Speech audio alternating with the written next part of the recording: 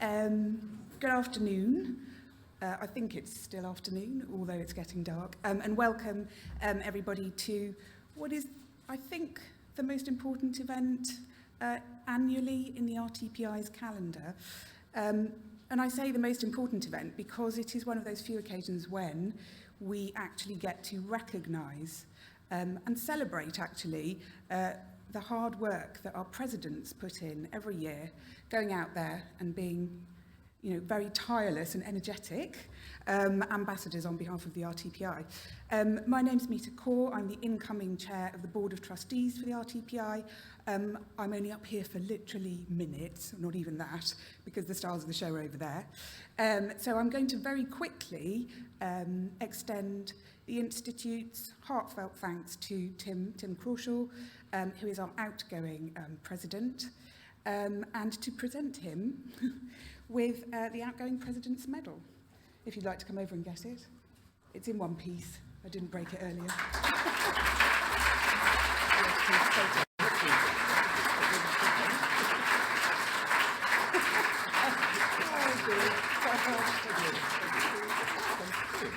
And with that, no, don't go away. With that, I'm going to hand over to you so that you can make your valedictory speech. Thanks, Tim.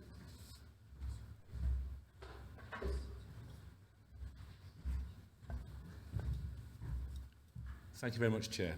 It's my delight to be here to do my final speech for you guys as President.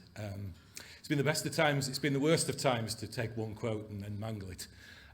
But for me personally, it's been a fantastic year. There's been some challenges along the way, but I will say that compared to some of the global challenges that we have out there at the moment, of which planning can form part of the solution, you know, in many ways I feel part of a much wider community of people and planners. One of the things that's really touched me this year, and I've done a lot of travelling, it's been fantastic, met colleagues from around the world in different settings, both as President of the Royal Town Planning Institute, but also in our role as Secretariat and Chair of the Global Planners Network. What is clearly apparent to me is that planners all around the world are generally working in different systems, but tackling the same issues, which are knocking on our door every day. Inequalities on a global scale, inequalities across your own town right now. Climate change knocking at the door. And finally, the health and well-being crisis, which in many ways the pandemic did highlight, and now we're seeing the long tail of. All those things, though, wherever I go around the world, what I see is a whole load of really dedicated, resilient people who are making the world a better place. And as I say, one plan at a time, one decision at a time, one policy at a time. And the work that we do is often unrecognised. I started this year and things haven't really got better. They've kind of got a bit worse in some ways on some of the things that really, really matter in terms of the widening gap in wealth across a town near you, probably. But what I will say is I have a huge amount of hope that we can turn this thing around. And now is the time. This is the year for us to push forward as planners to make this world a better place. I started this year saying that we're the conductors of the Built Environment Orchestra. And that theme has developed throughout the year. I've got to say I've met more and more people. So with the greatest respect and affection for our colleagues in other professions, you know, you can imagine the orchestra, can't you? The engineers on percussion, you know, the rhythm of the city. Landscape architects on woodwind, architects on strings, you know. See, just surveyors on brass, you know. You can imagine this orchestra. And we are the conductors of this orchestra. If you want to know what to do with your town or city, come and see the planners. That's what we do. But the problem with being the conductor is often you have your back to the audience.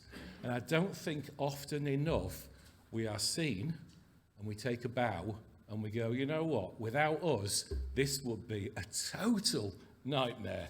And it's one of those things, isn't it? Everybody wants planning when they want it and they don't want it when they don't want it. But actually, the whole mediation of the spaces around us and the places that we create is the absolutely essential work that we're taking on. has some fantastic campaigns, and it's wonderful to be part of an institute that's out there all the time, you know, banging the drum for planning. So we started off the year with Planning Your World, 25,000 impressions and hits on that, which is amazing. That's going to inspire another generation of people to take up the initiative and actually make the places around us better, which is absolutely fantastic. Planning is global too. You know, a recognition that the RTPI is the global leading institute for regional, spatial, town planning, whatever. If it's got planning in it, people look to us, and that's been fantastic to go around the world. And, you know, it counts for something. Say you're a chartered town planner with the RTPI, and it's currency, and it's amazing. And then finally, you may have seen, shameless plug, I've got to say, a fantastic documentary done with Content with Purpose on planning for tomorrow's environment, which stars me, and a cast of thousands, well, at least 30, of planners around the country, again, tackling some of the big issues that we do need to get hold of as planners, and planners as representatives of the things we need to get hold of in society. So, I've made another analogy this year as well, and in many ways we are the general practitioners too, not just the conductors of the Built Environment Orchestra, we're the general practitioners of the built environment. And again, that trusted role in society, when you think how closely related our work is to health and well-being, I think it's a good analogy to draw. And we're at the centre of it, the first port of call for anybody, and quite often that isn't the case. We need to make sure that we keep making it clear that front and centre in the way that we actually deal with everything out there and all those different issues and how you balance them, and the social value of planning comes to the planners first. So, it's time to say a big round of thank yous. Firstly, thank you to everybody here. Secondly, thank you to the General Assembly and the Board of Trustees, who have made me feel very, very welcome. Thank you to the officers of the Institute who are there to support the membership. Thank you to all the members who are out there. 27,000 of you thereabouts in 81 different countries, you know. This is a fantastic role to have. It's been an absolute privilege to have it. And I'm very, very thankful for the opportunity that it's given to fly the flag for planning. One last time though, if anybody's heard me speak. Planning is awesome. Does everybody agree with me? Say it. Planning is awesome. Okay. We are the planners. So therefore, we are awesome. Thank you.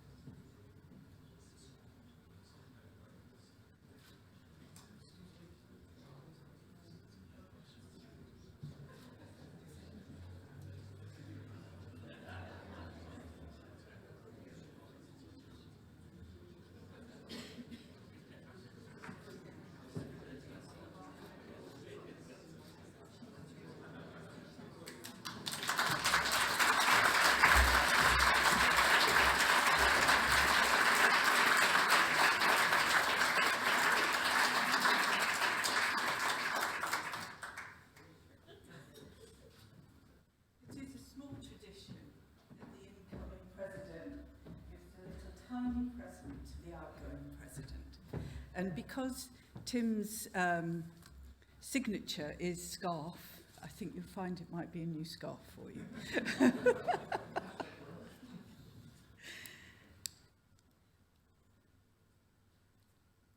So good afternoon to you all, especially to my guests and fellow members of the Institute.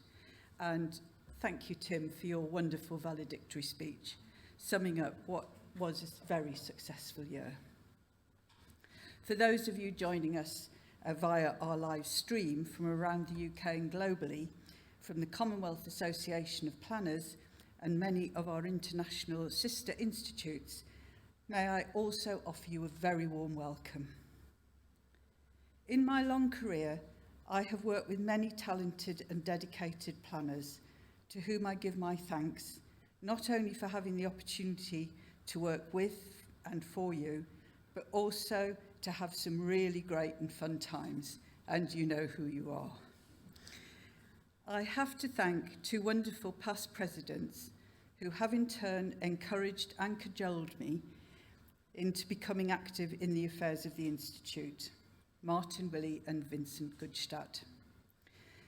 Without them, I would not have stood for the board, and then the chair of the board or for president.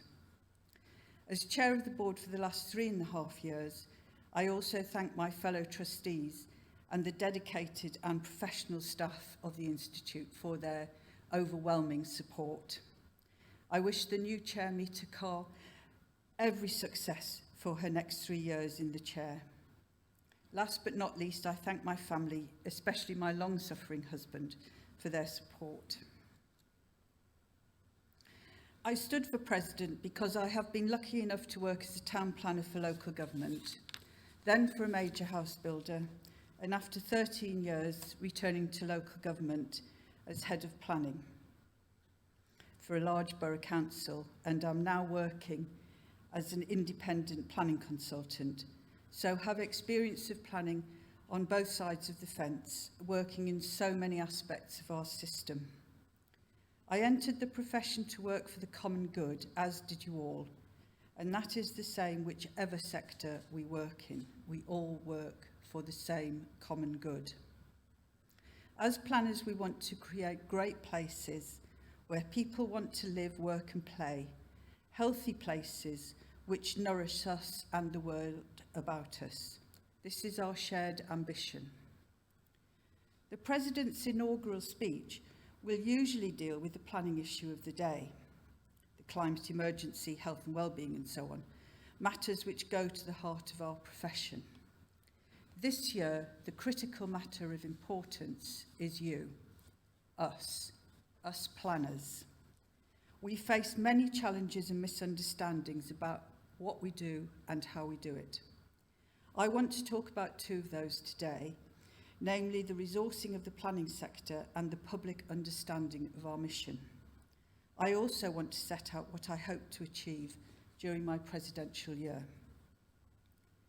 I see the problems around planning services in my day job, particularly, but not exclusively, in local government.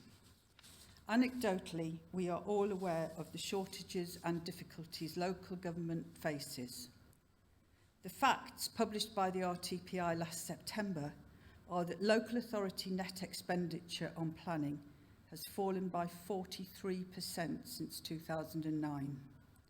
Just 0.45% of local government budgets are allocated to planning services in England.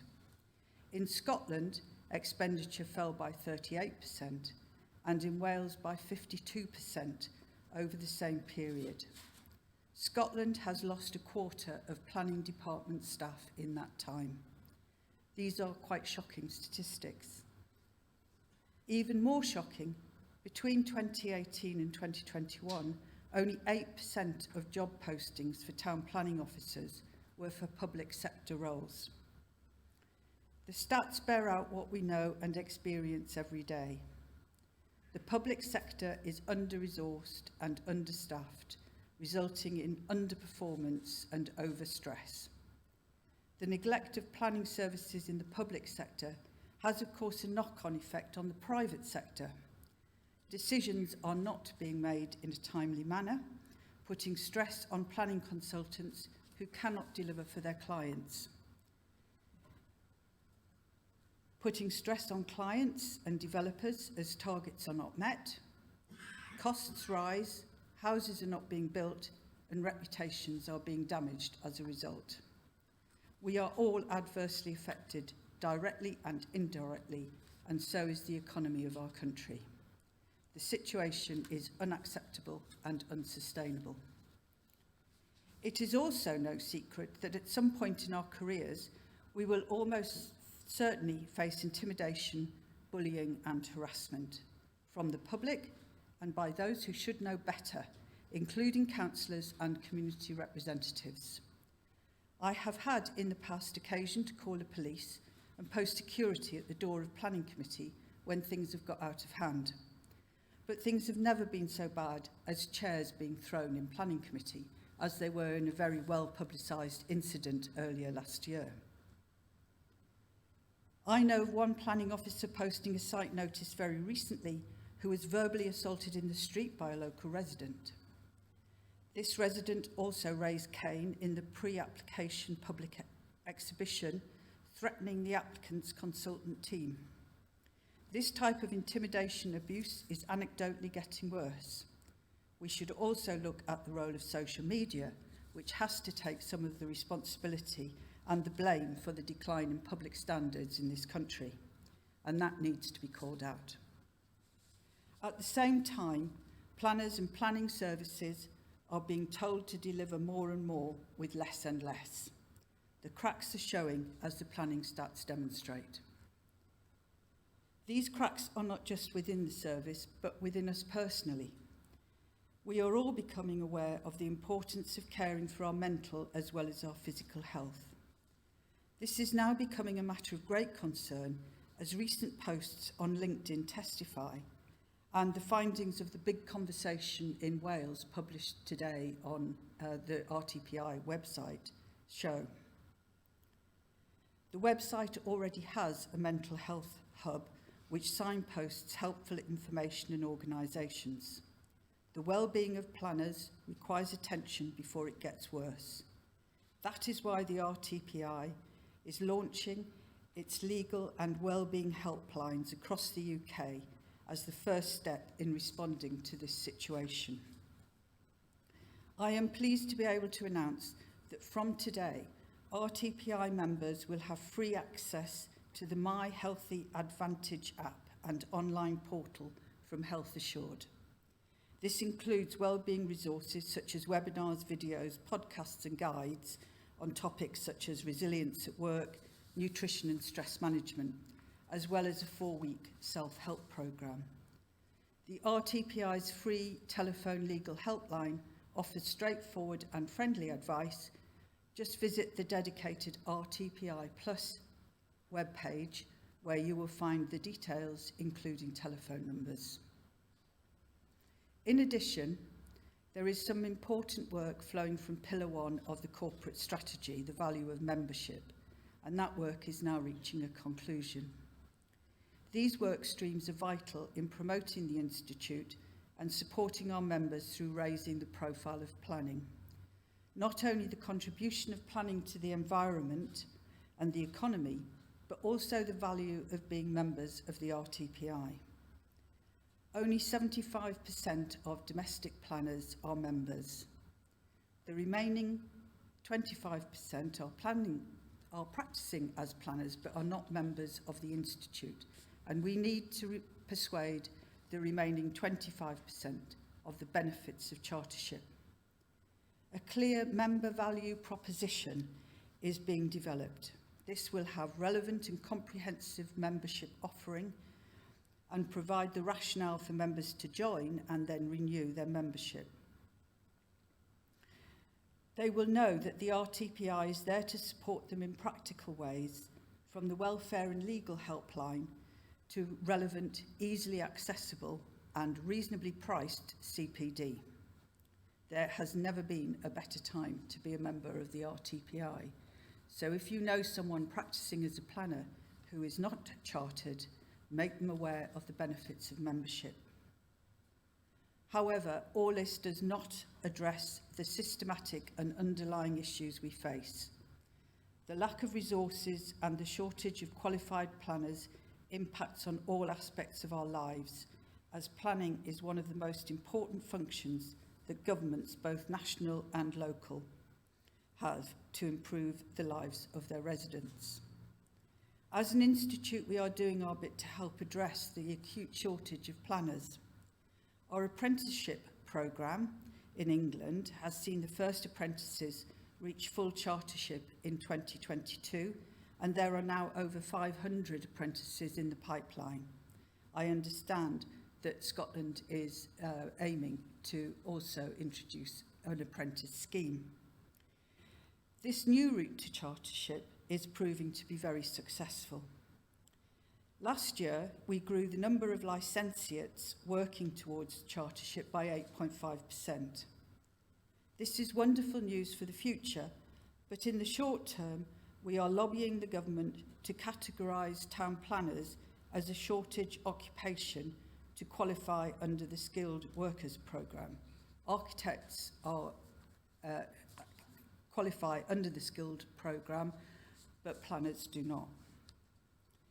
Externally, much of what planners do and their value to society is understood and appreciated by the public. These are the people that we serve, but how much do they understand? In January 2022, we launched Planning Your World, which Tim has already referenced in his speech, to increase the public perception of planning and its importance to the economy and value to the community. The website, which aims to attract new entrants to the profession, came about after a survey of 2,000 members of the public. It demonstrated that whilst the majority, 73%, claimed to understand the role of town planners, it is apparent that they did not truly comprehend what the role of town planners are, with only 28.5% of participating recognising our influence on the economy, and with only 37% recognising that planning can influence issues around climate change and the environment. Many of our members do make a valuable contribution to demystifying the profession by volunteering for Planning Aid England, providing planning advice and support to help people engage with the planning system and get involved in planning in their local area. I am pleased to say that Planning Aid is turning 50 this year, and we will be marking that anniversary throughout 2023. Until now, most of our campaigns have been largely directed towards national governments, but without sustained and significant pressure from below, there is little incentive for governments to put scarce resources into activities that are not seen as critically important to their electors. We need to improve our public profile and understanding. Apart from Planning Your World, other measures have already been taken, most notably the relaunch of the Politicians in Planning network, which currently has over 500 members. To those planners in local government, I say get your members signed up to the PIPIN network, which is a valuable resource. The task of improving public perception is not just mine as the President for 2023. It is not just the RTPI as a professional member organisation. It is one for all of you. Our external facing work is vitally important in raising the profile of planning through our excellent policy practice and research papers, as well as our public and external affairs. The member bulletins and the planner all contain information on the RTPI campaigns, policy research practice notes, so please keep yourself informed so that you too can influence the debate. In my visits to the nations and regions this year, I will be asking you to demonstrate what steps have been taken to raise the profile of planning locally. I will be asking if and how the winners of the regional and national planning awards have been celebrated in their localities.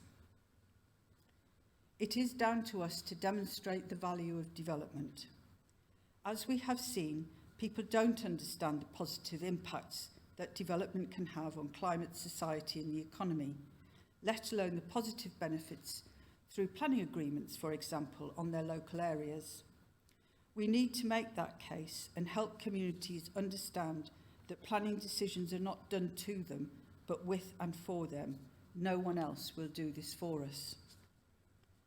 So, To do this, we need to ensure that influencers and decision makers are listening to our messages, which I see as the biggest single challenge to the profession.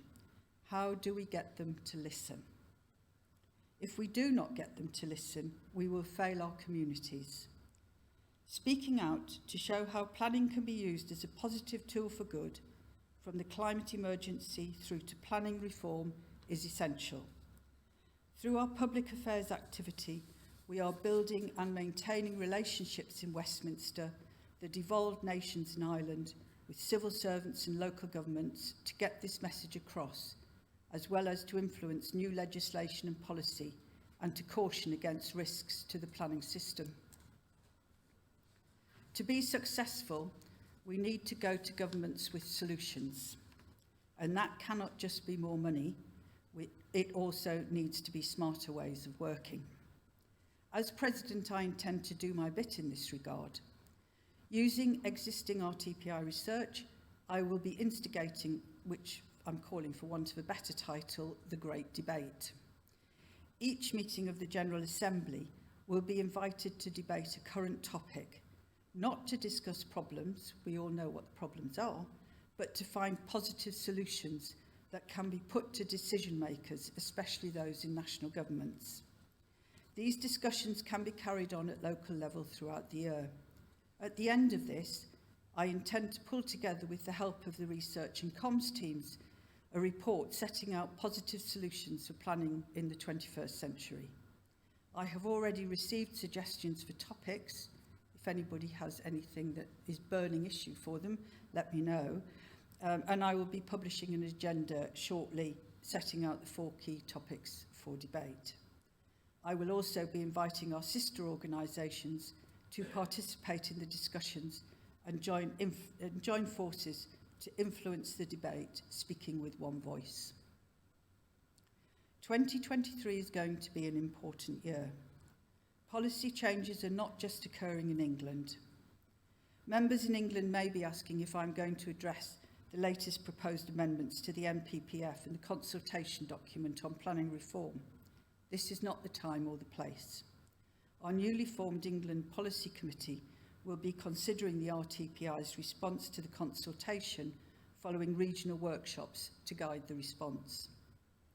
In Scotland, the 4th National Planning Framework was approved on the 11th of January, which puts planners front and centre of efforts to tackle the climate emergency and nature crisis. In Wales, policy is already strong in maintaining and enhancing biodiversity through the planning process, but further consultation is expected. In Ireland, the new Minister of State responsible for planning will be taking forward a new planning bill which will propose fundamental reforms of parts of the planning system. There is hope that there will be an executive this year in Northern Ireland. But the RTPI is also a global institution. We have members in over 80 countries, accredited planning schools in Hong Kong, South Africa and Ireland, as well as the home nations. The RTPI is working with the Global Planners Network to promote the importance of good planning across the world. Change is coming.